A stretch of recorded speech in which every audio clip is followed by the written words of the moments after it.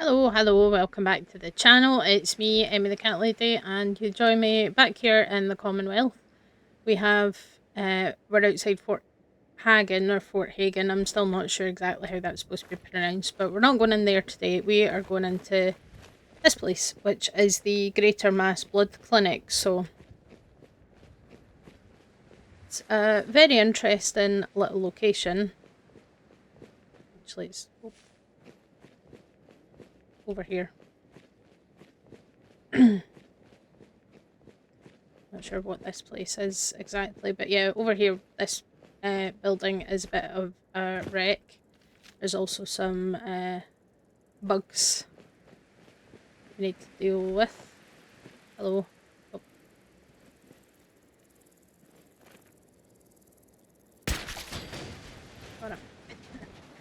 Yeah, so this is the Greater Mass Blood Clinic. It's obviously very close to Fort Hagen, and it's a very interesting location. It's quite a small one, but there's a lot of kind of questionable things have been happening in the background in this place before the bombs fell. Unsurprisingly, it's full of blood bugs. It's a blood clinic. They're obviously here for the all-you-can-eat buffet if that's what they want. Kind of understandable. The place is pretty wrecked, but there is a few different locations to check out. So we'll go through here. That takes us to the outside. Okay, that's not helpful.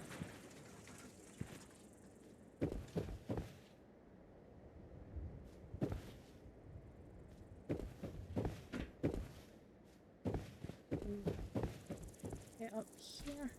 Oh, there's another bug. Up.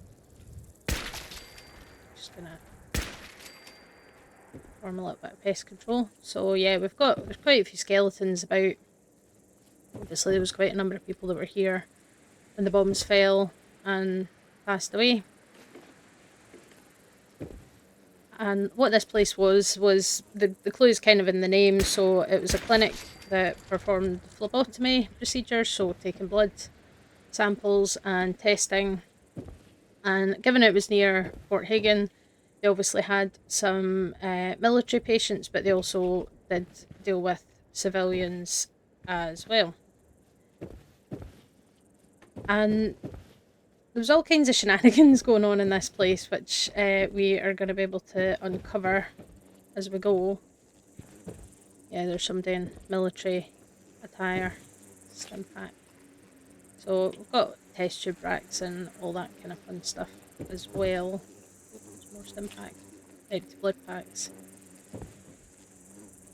It's all kind of what you would expect to find in a place like this. But if we head up here, we've got some good stuff up on the roof actually as well. And there's more blood bugs. I see you. Goodbye.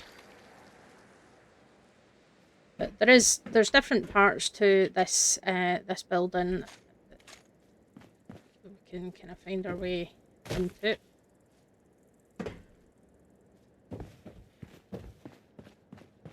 It is also possible to pick up a key somewhere. I think that might be around.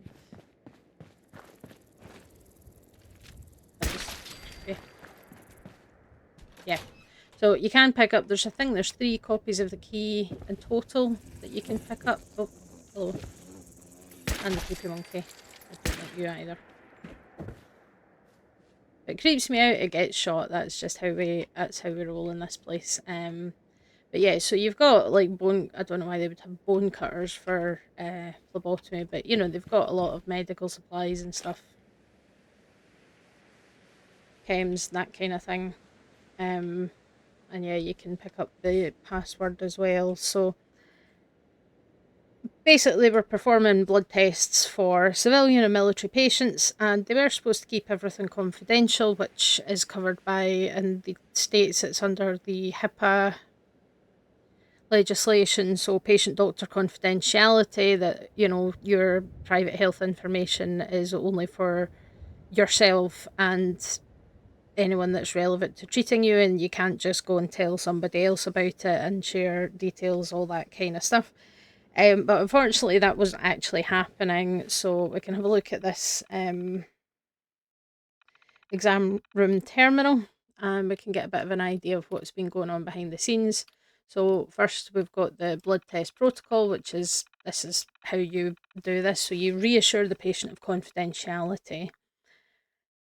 Take the blood per test order, dismiss the patient, forward the blood to the analysis lab on the second floor. If no aids are available, clearly mark incoming samples and deposit them in one of the lab refrigerators, and they get the password. So that password lets us get into the lab.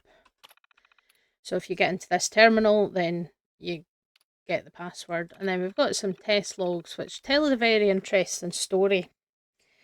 And you might have missed this if a lot of people, if you played Fallout 4, you'll pass this area because you go to Fort Hagen as part of the main story, but maybe didn't really kind of pay much of a visit to this place. But yeah, so we've got patient 2092, who is General George M. Martin. So he's the general that's based at Fort Hagen.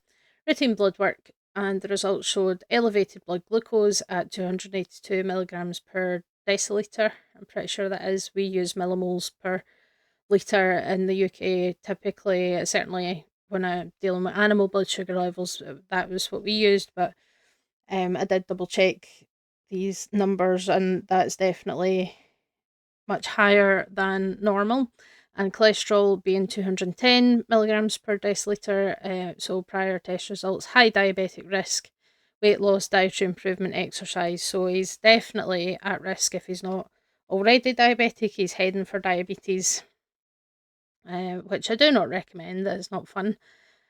But per standing orders reported the CO's health as excellent, even though he's at a very high risk of diabetes, which can come with all kinds of complications. Type 2 diabetes can cause kidney failure, it can cause liver disease, it can cause you to lose your feet and your legs potentially, because it can trigger circulation problems, high blood pressure, the list goes on. Vision problems as well, that's a big one with type 2 diabetes. So yeah, not really excellent, but that's what he's going to tell everybody. Which is an interesting choice to make when you're such an important person. And then we have this next patient, 2325, who is Sergeant James R. Justice, and for routine blood work, and is showing a vitamin D deficiency and high blood pressure, which is consistent with high stress technical work. Recommend R&R, and with vitamin D deficiency, probably could do with some sunshine as well. And that's been reported to command for evaluation. So this guy's stressed, potentially being overworked, needs a bit of a break. And if he's not been outside and seen the sun, then vitamin D deficiency is very common. You can get vitamin D from your diet, of course, but one of the main sources of it for land animals is exposure to the sunlight, and then it gets made in your skin. Vitamin D is important for calcium metabolism, so keeping your bones strong, and calcium is important for muscle contractions, especially in the heart function. Vitamin D also plays a role in immune system function. So it is something that is very, very important. And if he's not getting that because he's not leaving the office and he's really stressed, it's not going to go well for him if it's not corrected. Then next patient, 2508, is Ethan Thomas, who is a child because it's pediatric blood culture. Results are negative. Patient likely suffering from flu. Recommend bed rest and fluids. Recheck in 2 days if fever unchanged. Instruct aides to sanitize teddy bear.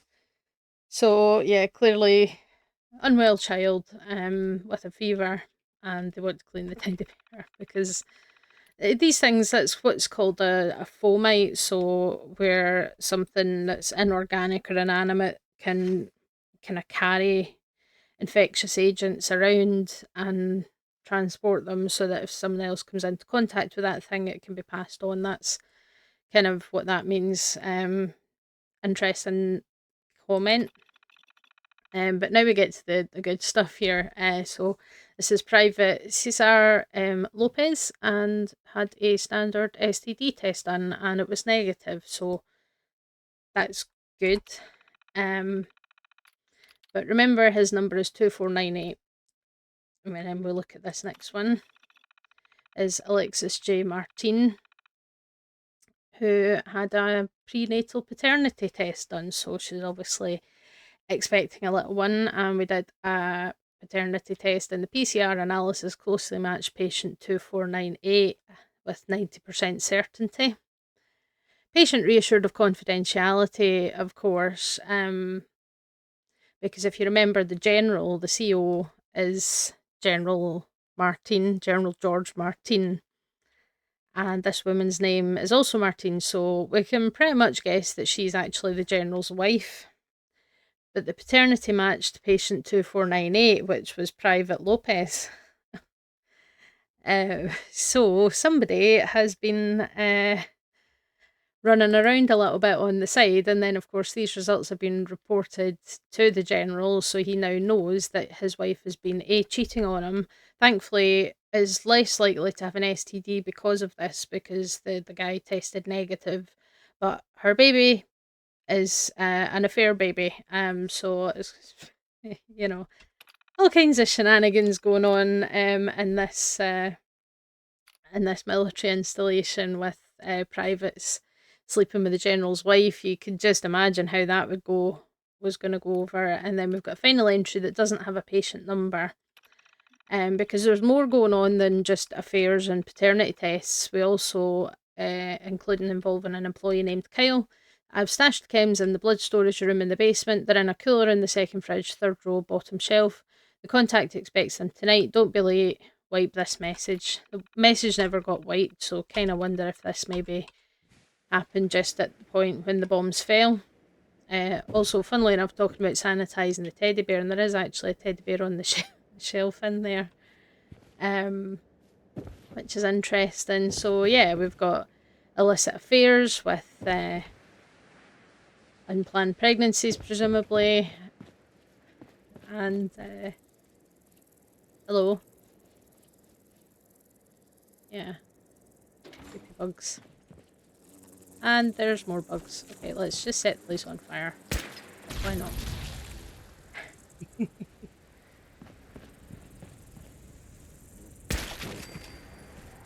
There's usually a higher level blood bug in here as well, so just to bear that in mind. When you're coming here, be prepared for a lot of bugs. Yeah, we can get down into the lab here, where again there's lots of scientific equipment. There's another copy of the key. Yeah, you can always find a syringe rifle in here. Microscopes. It's all what you would expect for a scientific or medical facility, but we can also get in here. Oh, I'm sorry, Nordhagen Beach, I'm kind of busy.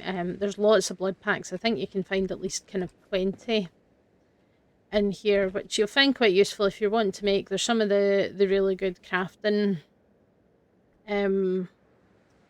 recipes for like stim packs and the refreshing beverage and all that kind of stuff that actually use blood packs, which makes it really useful to come here and collect them. You also have your usual big steamer trunk kind of thing with all the loot in it. But yeah, we've also got the chem stash here. I've obviously already collected it at some point, but yeah, the cooler in here that was mentioned.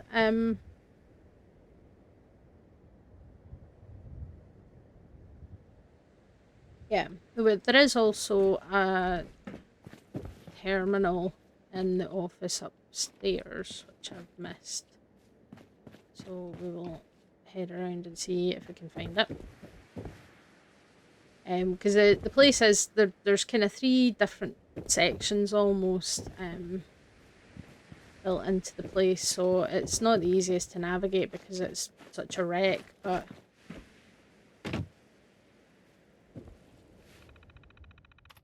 yeah, I think this is the one. Yes. Open the door, please.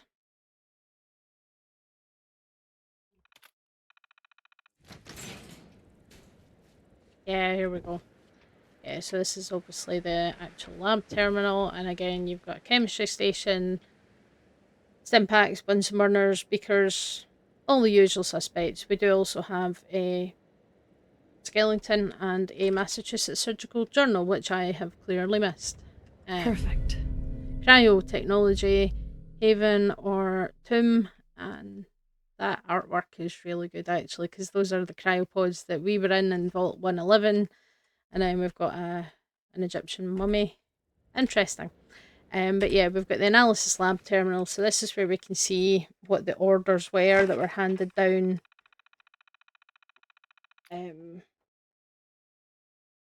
Yeah. So, review standing orders. All results from Jen Martin to be coded as normal or excellent. And this is from,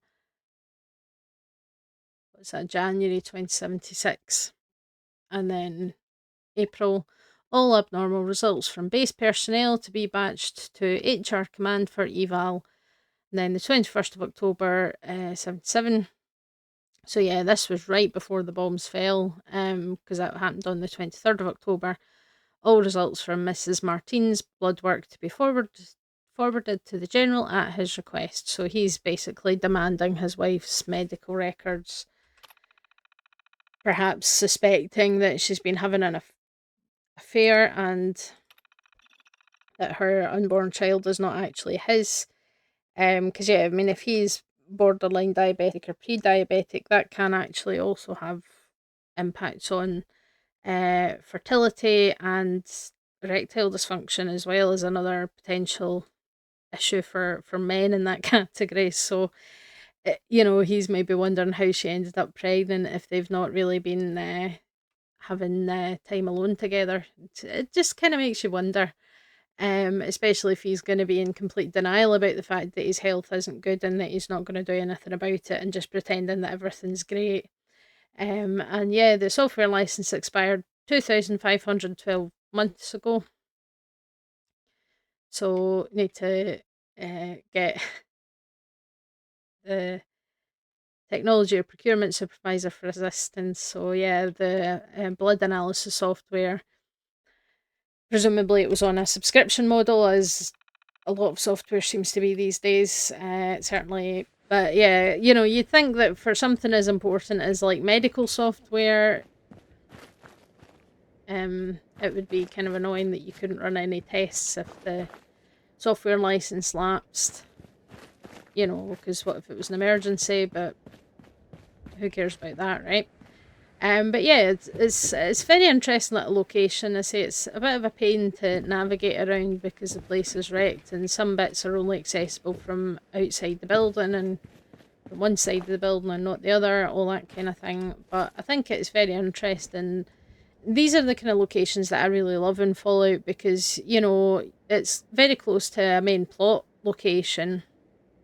But if you wander in and you have a look around and you can uncover some of these fascinating stories like illicit affairs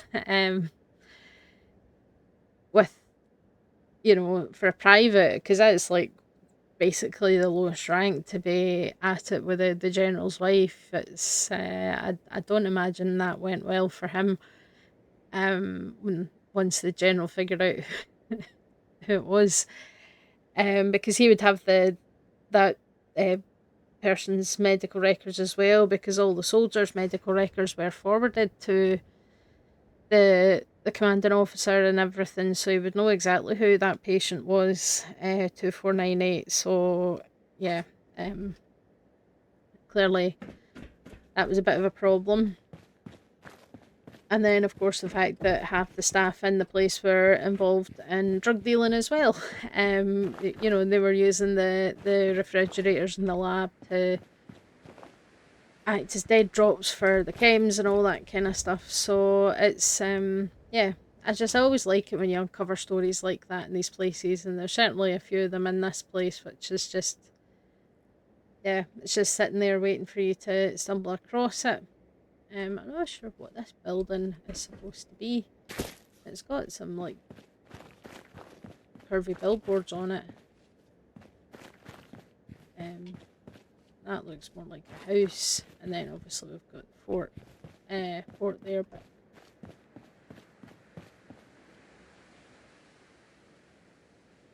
walls have eyes.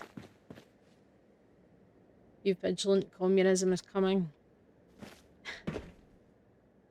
Fallon's department store. I'm not going to try and pronounce that. I'm not sure how that's supposed to be pronounced, but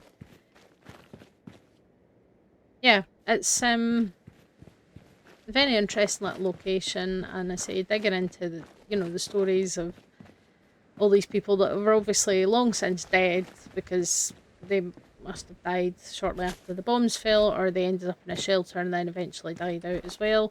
Nothing's impossible, right enough. We know there's plenty of people around that have survived since before the war, our player character in this game included.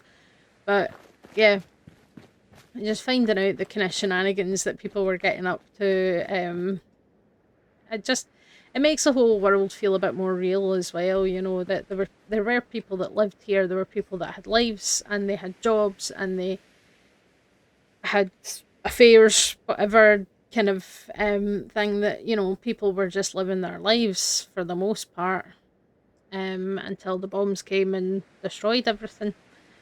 But just finding wee bits of that and all these little stories hidden away in terminals and things, it's one of my favourite things about this game, and it's why I enjoy making these videos for you guys as well, because I get to discover things that I didn't know about the game sometimes, and I get to share that with you guys and maybe show you things that you didn't know were in the game. It's just fun. It's just a lot of fun. So that's going to be me signing off for today. It's a fairly short one, but I thought it was quite a fun one with the fact that we can uncover and we can figure out this story about the extramarital affair and the affair baby and things. But at least his STD test was negative, so that's something. And yeah, people going through all of this stuff and then it just not really mattering in the end because the bombs fell, and who cares if your wife is having an affair when the whole world's gone to hell, kind of thing. But yeah, it's fun. So hopefully you guys enjoyed that. I do always love to hear your guys' comments and your thoughts as well. If you do know of any interesting little locations that you'd like to see me check out, absolutely let me know on the comments or in the community tab. I'm always here for finding stuff that I didn't know existed and stuff that's going to be interesting to talk about.